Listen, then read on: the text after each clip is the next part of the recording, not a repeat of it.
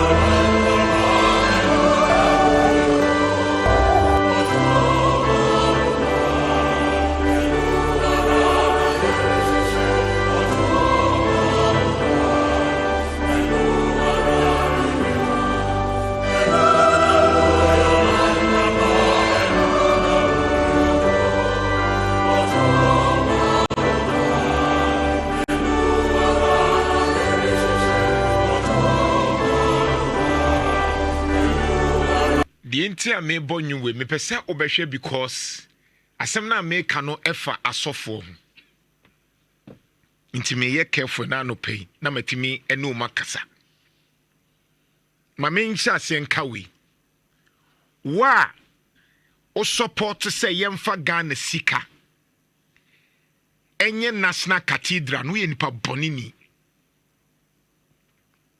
wa o support ye say Ghana yentam Ghana sika $58 million ni emfansi awrade asore dan no uye nipa bonini onye no man no ho utirimu odin. You are a wicked person, you are a nation wrecker. Wa o support because me who MPP for no o many aji because auditor say o men disika na mumu bi eya na musura awrade de mumu bi a musura awrade $58 million ye de akwa akose fom wani age say ye say sika no ye ndi nti wani age say ye de koye sa adwuma fun we National Cathedral we die nesi wo National Cathedral na $58 million e dani pool no aye pool na nkofo dware mu no o se ye ma ye nsem ma because ye audit no ye say asofo na nisika na asofo no musika ye $58 million a o meyo madwen say ye mfa nkosi awrade asori fie na nkodani pool ade na mama eye abrehwo sa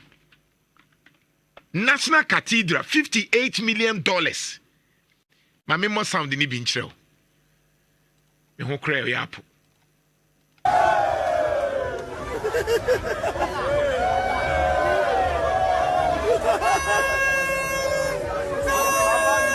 bra Facebook na be share $58 million na nkofo se yemmo yensema MPP for ne asofo na omude Ghana sika $58 million say yemfa nkoye pool no because at the end of the day auditor say ye hwehwem ye se o man niska sika no omude ye dey pool we $58 million guide you but because of the Nhyira FM Nhyira FM say on a normal day, they guide you, but because of the Mami Sambo we and chill.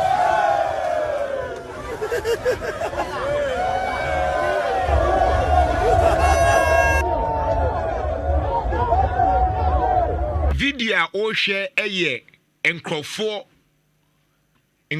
ana omu dware saa nsuo nim a saa nsuo ni da so da ho na esan se sebi Ghana for yanko school sebi yenya Christopher enti yenyi ntuma asofo mpanyifo nkankyere yese Ghana sika $58 million yede akwakoye foundation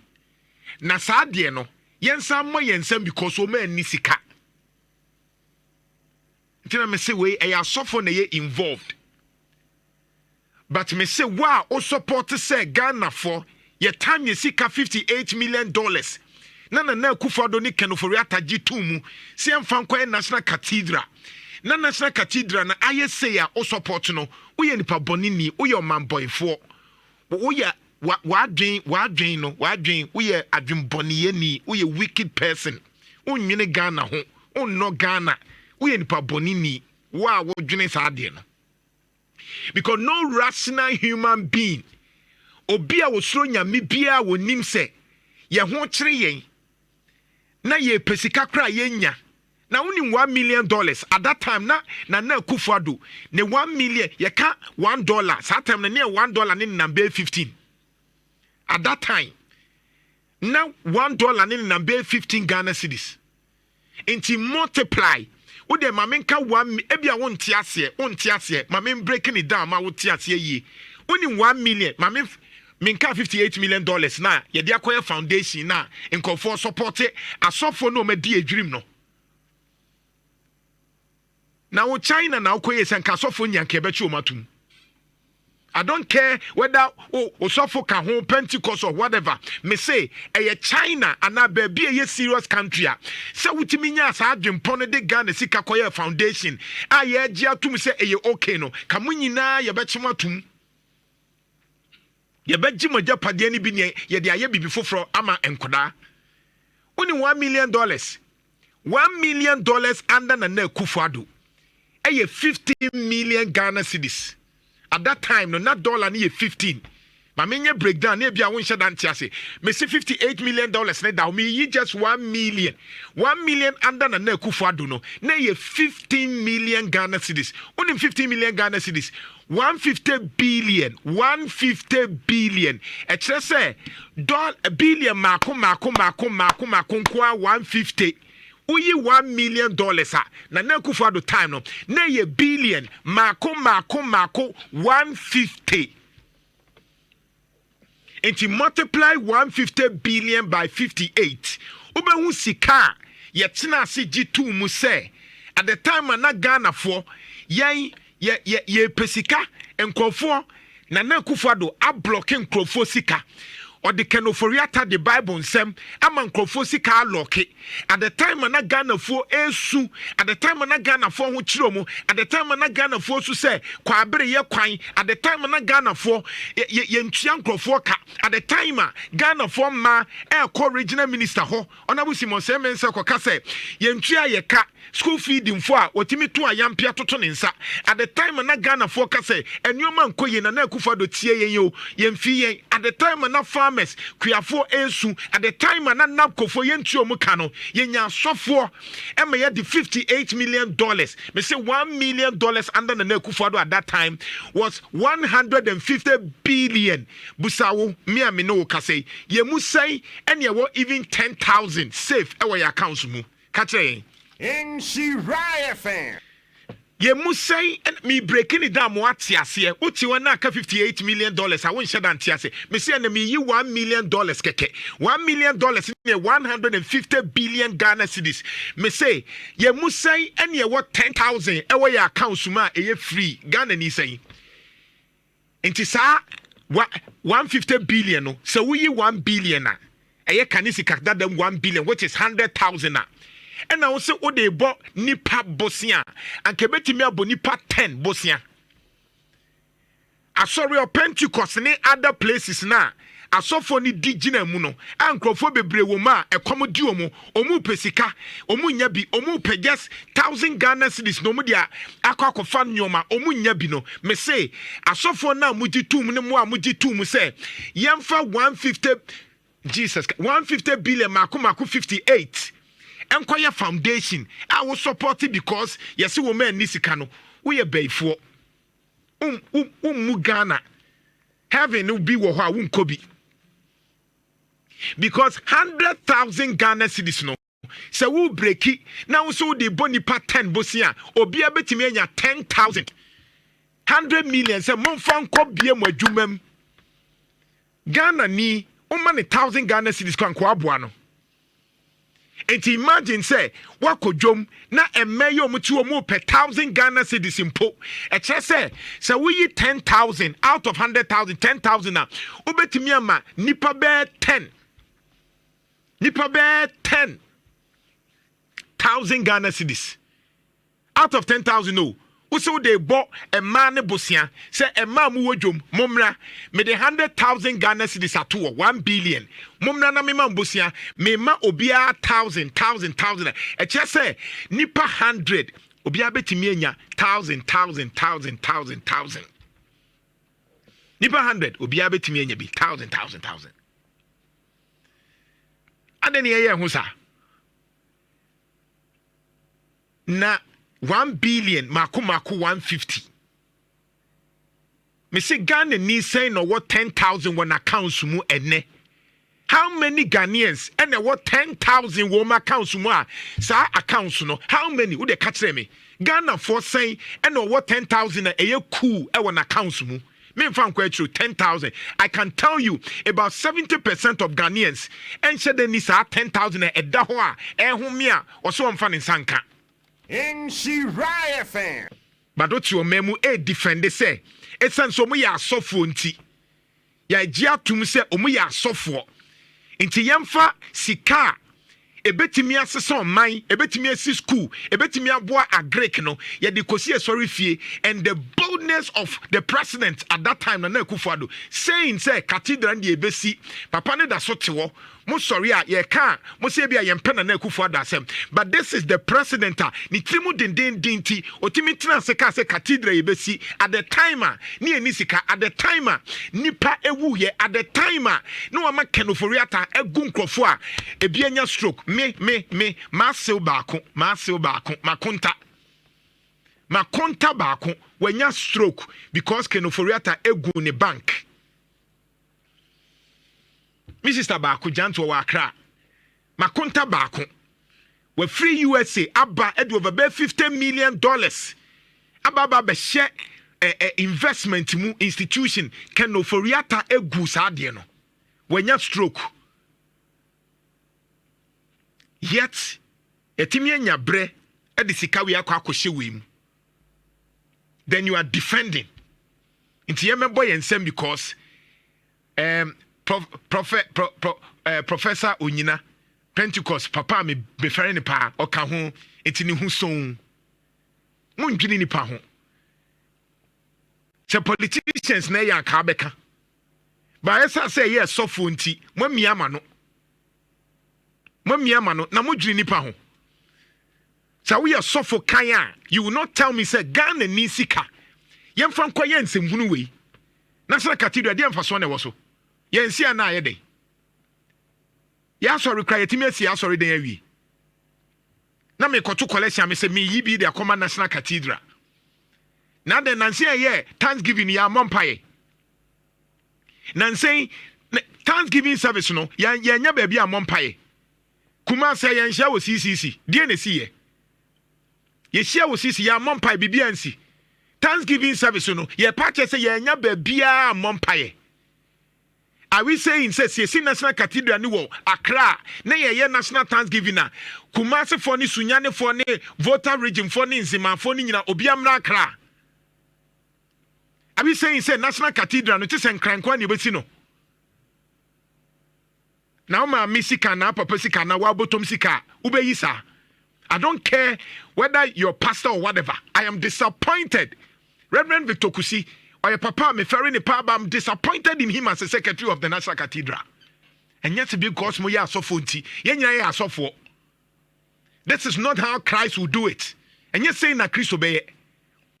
Say National Cathedral wa usika no problem. Enkramofo si omo de, enyo ma musika. Enkramofo na musi no, enyo bia omo asika. Won so bia complaini. Abutrika ukwa Accra. Ono ankasa be see mosque kama e de cheye. Mosque yi oma sika no mu di isi obia ni omu ni problem na mum say yenkotam Ghana sika $58 million near the akosika cathedral so yensi yesi yenso akwakoye we then you are talking and defending somebody what born mine no na me so ma me na papa sika no abusuani sika obeka se yenyu so 1 million Ghana cedis mponya de ye 150 billion inche na no pa mi busaw mumu say na my accounts mu 10,000 mon kan kire me Kofi ana obi nana meni bio na meni bi na baby a it's a work no 10,000 na kan 100,000 ya de na me say bi no mu nhye da nim scanner wo bodin no scanner wo bodin no hu nana IMF ede kakra bi bre ya na ye ni age yes economy no set turning around near the atum nana ade a wo kan it's not about obi dia beto na den na if it's about Muslim will not complain Muslims no man na yo made da be na wo de mum family da be na te say the public funds national mosque national mosque aban di ye the aban sika ye national mosque na those saying it omo nhye da nim de omo keke because omo mu defend no omo nso na obehye na ketua kura 2,000 Ghana cedis na o defend obi a wa ba wo man before so obeto asohwe na nse ya ne ne ka doctor yi die doctor ya wu ye ye here just $4 million doctor ya we mu meti ye here $4 million doctor wu na nke the catheterization yina ba 4 areas like apart from Kolebuni nke yetimi de bia ba Cape Coast doctor wu hospital Tamale na nke de bia ba Komfonoche because ye ni afidie $4 million nke betimi aye sa betimi aye nana yentumi 4 million wo de chiche 58 million no mu saa ba politicians yi yare ani afa plane ne de na ko UK no wa ko use saa machines ni bi no wa ko use advanced systems meanwhile betimi de say sky import saa machines over a year for over 1 week ni doctor ni wu me hu say national issue me hu say MPP ni NDC for kraka there be say onye politician oye good wa koma ho ne physician papa onye politician wa wu obi anka ho asem ohia $4 million if machine kan ho atono nana Komfonoche nko de be bia 1 million and 1.5 because you know 4 areas na I see assessment no ko na be say 4 point something to dey find roughly $5 million I see nana ye nya wo de be machine no ai ke yi be kra ye mfa say yi cathedral CK $10 million a yebetimi aya mana broso kra because machine ba ko ye mfa say 1.5 foot yebetimi aya say nya advanced equipments account nana ye dia kotu amena oh see ye can no maybe say ya some people think say bia your priorities as o mine enye nana ade ba kwa mi huni say obi obeka kire say National Cathedral no ba bia ye sha ase free ye ene ba bia ejina no eye okay enti wo a wo ka say tie bia no sebe odi watem no say nipa kro no nana oye bayifo that person is evil obi obeka saa asem ni bia se wo abeka National Cathedral ntimi anu ba bia aduru ananka ni enisuade hunu no omode koroma ntimi amfa anu obi obedi watem odi beye preaching se wo bayifo nti na okote National Cathedral nana se nipa kro na e bayifo onyankopon kro atitu ni se nipa kro no oye bayifo ye mambofo nana di nti America saa ne se nana adoda nkwa akufuado 2017 wono akɔhye ebo enye Ghana bosho na nka manifesto hu onu ane se ne bo nana adoda nkwa akufuado personal thing se ode be hye nyame animunyam se wa ma nkunimdi aba na bibia yeku onu ne bo hye 2017 nana wo hye ase no o hye ebo se ye pe obi o ye no kwafo a o se cathedral na obesie no enye oman ni sika na emom oman ni be ma seed money na seed money nana looking at it grande emro 20 million Debbie nana na yetimi akoye nimu akoduru 58 million or say private for na disika beba abe support nana private donations ni na enu $10 million impo 58 no almost spend ye no kenoforiata a na ye frɛ no oti USC edin nsa kobo aban sika ɔyɛ ne contingency te sɛ deɛ bibia si puputupuru te sɛ deɛ covid ba ne ade a yɛ pesika no ko yi sɛ sika no te sɛ cathedral de yɛ pututuru ade bi a yɛyɛ eko yi sɛ sika no ebi de be source about $39 million na de be wura mu Auditor General's report 2021 kotam yesika bia enke bia bibia sia pututuru de be ye no kenufuriata de nsa ko bom just because of National Cathedral na dani pool. If you don't know the issues surrounding the National Cathedral obekasa te se de wo kasa wo hu asase so ne yete no me nyina ye wuwi ane nkopie hu ne nkore de wo na kenufuriata timi de nsa ko bo sika nim na me kasa nyina ne ye wo IMF mu ye de ka me kasa nyina na yakọ how mu a o man na tete covid crisis ade ne hu bebo manfo hu na mane saa bre no na ode ne nsa akọbọ mu a no ma ese ye de ye no wonfanye na emi ya say still kenovoriata medru so be no man. And now when you look at the report, in fact the Auditor General's report was the first document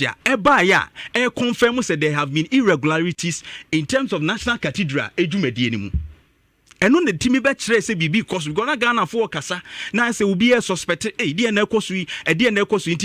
Archbishop Duncan Williams or train who free cathedral ni ensemu. And Reverend Isu Danaba eso train one Ghana for any ekosu cathedral ni ensemu nenye. Yet wa eye Auditor General's report ebeto dwan ye hu say say na no ma ekoso no. Just wo mu twa kakra obi nya adwuma kra ne ye maniska. Ni obeye design ni adekura won fa maye na say ye di kan atua ne kadadaada wo mu ekotutu fem akoye yi no machines kura meduru ye say ne ye tua wo mka ye procurement no so emre wo ho so nkire saa wo ma ye so many advance payments kura deliveries kura na mai etina na sika na ya say no nyina no a enkrofo eso wo de equipment ba eso wo de materials ba ma cathedral ye timi complete ye meduru ye nyina no na wo mu tua sika na no makura mai Omutu eskana nkrofo nya adwuma no enso ne ediskana ma wo mo. And this is what was going on. Na ye bodawuro ne ye ka ho asem e wo kasafie so ye bedi watem. People don't know the cathedral asem ni mu. Why would these pastors,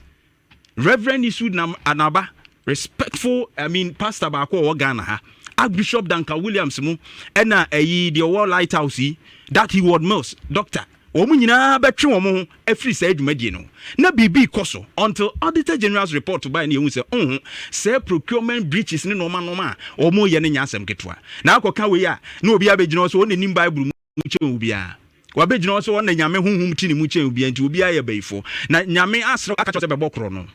ana wasro so wonya ba bi na etikoyi omai contingency fund wan sika ye de beye bibi pututuru ko yibi na omai ni sika fabra nefa be cathedral ma no nyame nya ba bi na fiewura be na etu nyame eze nwanwa wo hwemu kura che se wo dwene ho a won te ase enana emomo mfa bibia meka nkire se bibia nkoso cathedral ni nsi wan na koye it's only Ghana wakoye report se bibia nkoso na Auditor General's report 2021 ye ntonjena na wo ma enye independent body na koye ma me no papa sika wo ye auditor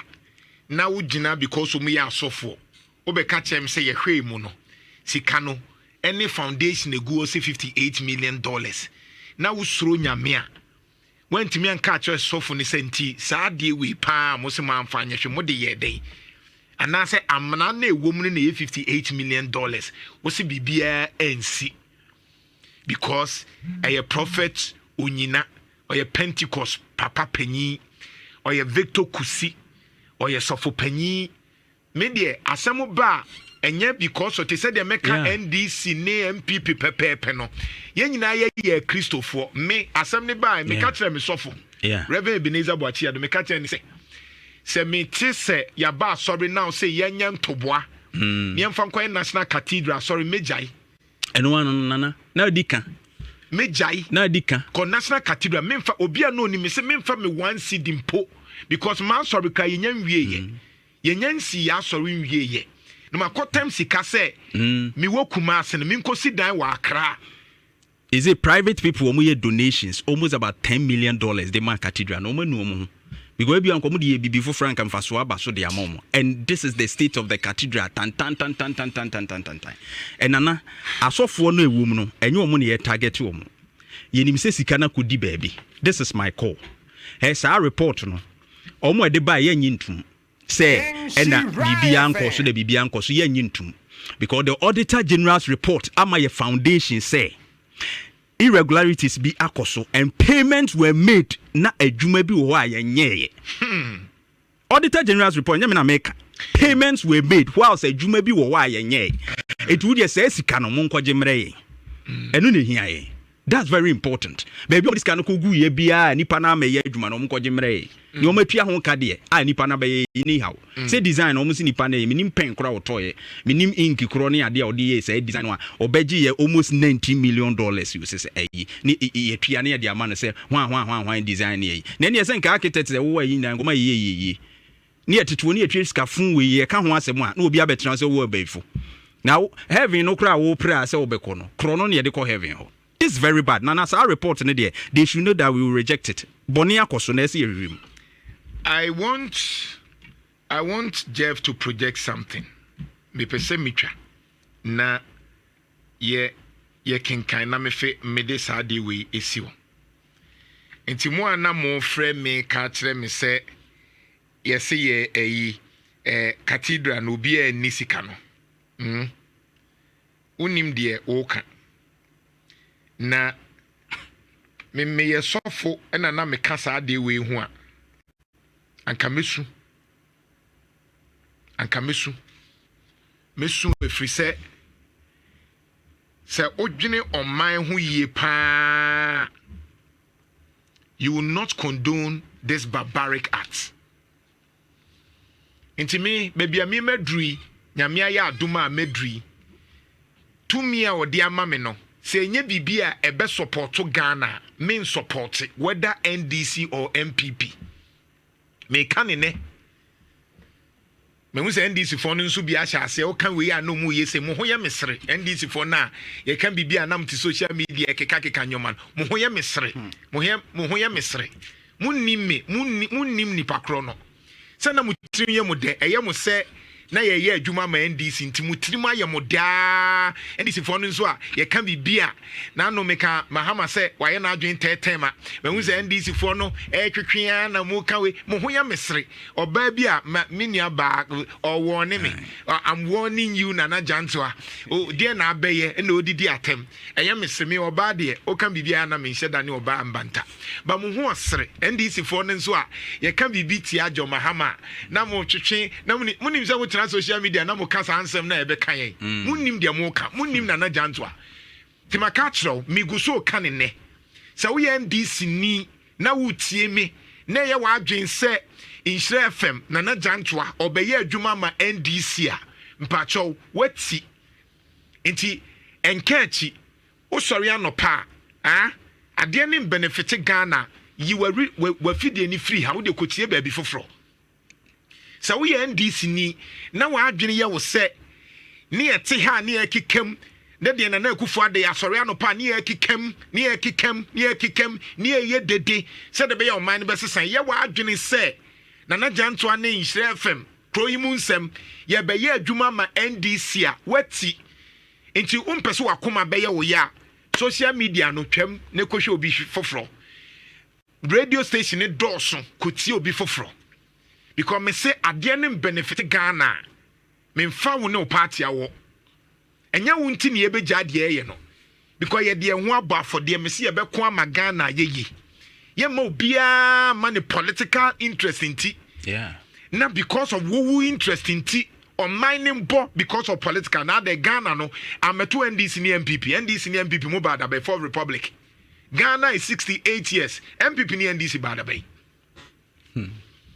Say kenkan ade kakra ma ha na muntie we ye Sirac e ka apocrypha no ho e ka apocrypha Roman 4 Bible no yeah Roman 4 Bible no yeah me kan bibia atre about enyoma bi a e bo man na obekaya emre bi before say me kan no Jeff fa sa 2019 ade bi to so ma me na afi memra quickly right. Emrebi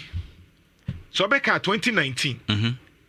the nana na Akufo-Addo ye party no me kai yeah and me kan say president na Akufo-Addo ya ahantan na wan hwe ya obia obetake over whether Alan or Baumia ne ho betre no yeah me kan 2019 samre na me kan ye no na MPP for no e gada ye e ho no mu sha ase ni minya problem be do atem because NDC MPP for sha ase ni problem because hey I don't know akoka say president ya ahantai and how did the president atem and our crowd ye hwan hwan and at the end na hwan hwan because makoka say the president is arrogant 2019 ye be so pa me ye be di matem but me enjoy the na me ye no me catch the way my NDC for the records banana later the okay no problem ye be from the MPP's own report and I'm see ye be ba ho almost say Kufuado but I am saying for a fact for you to know ebi wo ho afi na wa join me okay obi wo ho afi na ebi a all monitor me yeah ye na adwen say ene ya na me ye radio but me catch you NDC ni say me na na janto anya hunehuna ene ye di hunehuna me not this one the other one the WhatsApp one no enye hunehuna ne di hune ye be hunehuna me anka MPP adwuma anka mentimi nye yeah because na me wo MPP stronghold kra na ye fight MPP na enye NDC MPP stronghold sabre no kra na ehu samre no kra na ehu MPP stronghold kra ye kon ye ye di ye ni aban ni gina mu a amfa na NDC amfa yeah I wanted to show this is the first time mission with social media 2 year NDC ni ampesa wutie na janto na hu se enye saa wonyoma na otrocho social media ni saa nyoma na kame me ma wahu 2019 we na free Jubilee House nipa ba ko bia na one me bra edi nkomo because no ni me bra okay at that time no na MPP for no so say Joma Hama ma me bribe no what you say no mu gu so a no mu say o ma boycott enti minia no mu ni minia ni di nkomo no we no tro tie de okay or say it's constructive criticism there no more me said that time because no mu nyina ye Joma Hama o NDC ni na kojo yanto ye NDC ni Joma Hama na atua ne ka enti na me bra ni omu di nkomo so omu nyan no and I must say omo criticize it we MPP ni titie to criticize okay to openly call the president arrogant 2019 because the president here arrogant kofo anti ase so why ahomaso na ebe say party no okay and I say that is the beauty of democracy because he is lambasting the president. So NPP party faithfuls want to capitalize on empty allegations to disgrace him and bring him down. We understand the game. These two shall pass. President himself understand the game. And I say, Nana, and your opportunity and say, Kabima Minkabi, and your money, your friend say, Ebra, Sabra, who's an albo, Nanadu Yemuno. And this is when you are general. And was your bassa noa. NPP form or no money, and you money as soon yintino, or mobe bibia no crabia nim, Eddie at for swegu any massy, say bay I do bebafem. Na omoti game nase agudi no motiase we eyamanyo se magudi ti no mu nim na MPP for nim se enye no kresa Joma Hama ma me brai but they sense na me blasting na akufo do time bia nti no se we aba ye nyusu ne emfanye didi enti won se sabre no kra manfo ka se na ade na MPP for ne yesa na mampani ayedi unze abante ende so say mampani na nkasa kra what game we ase president understand the game tinana na wo kam say ade nya no kre omo de to so ye yi a wo pre a wonya boafo nyina obia meka bi ma wo se sa mampani fo no kra say no omo nim game no ti no ma hye game see de wo beba fam at that time NDC ni bia ma be defend me multimedia ene gina machi also mo ye game ti omo nyina tia se samre no multimedia ye regime aglamu omo ne di machi ye ro kukumu omo ne protecting me at that time not NDC ni because my semba na me nko ne me multimedia for na ekwa ma obi anso mu NDC for no kro mu create sa problem no edu on no obi atwe ne ho sure what you say no obi atwe ne ho na me hu amane Ghana no nana samre no na wani agias NDC ni e blast na ekufu ade ene se yebra Joma Hama ye bibi ne e ka no ho asema wo so won tie ase nana so obi timi hia wo so won hire FM de asem ye NDC station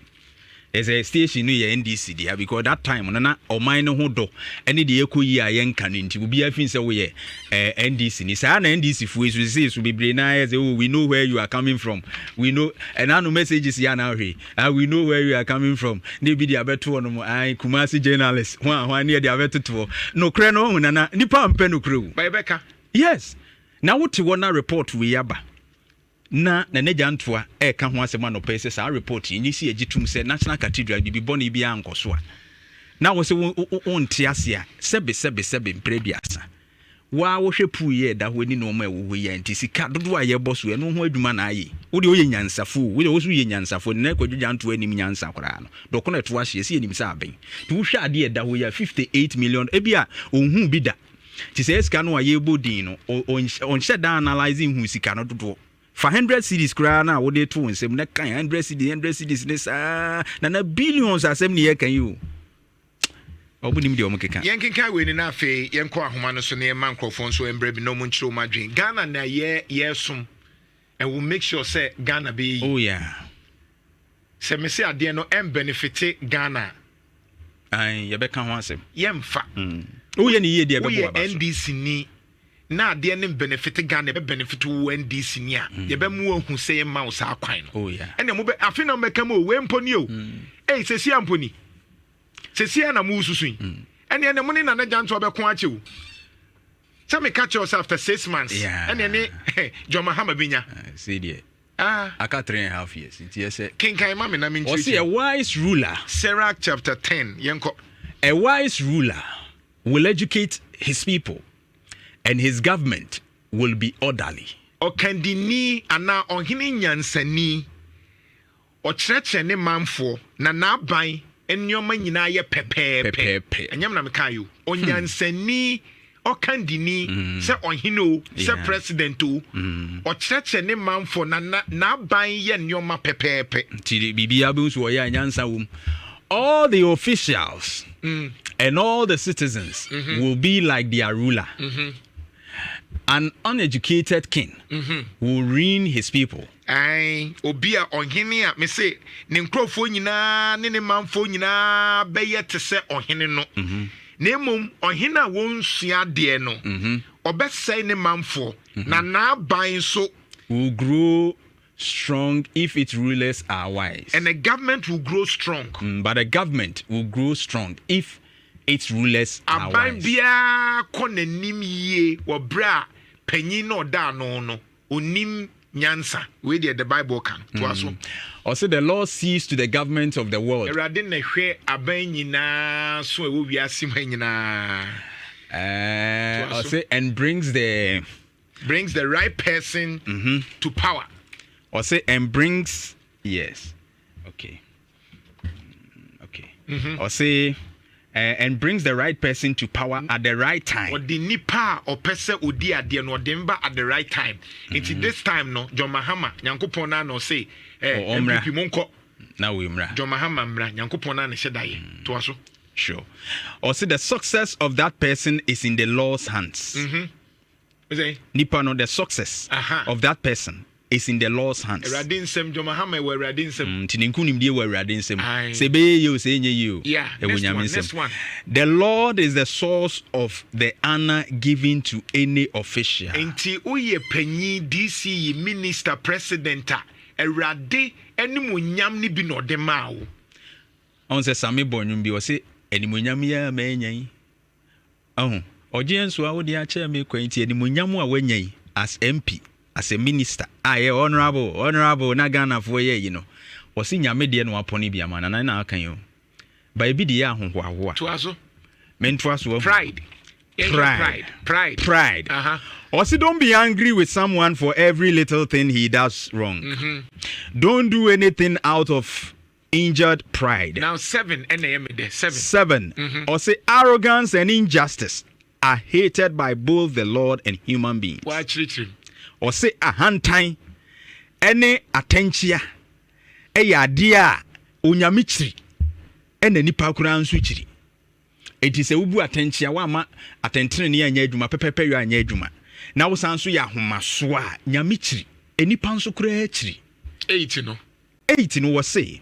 Injustice, arrogance, and wealth cause nations to fall from power, and others then rise to take their place. Hey,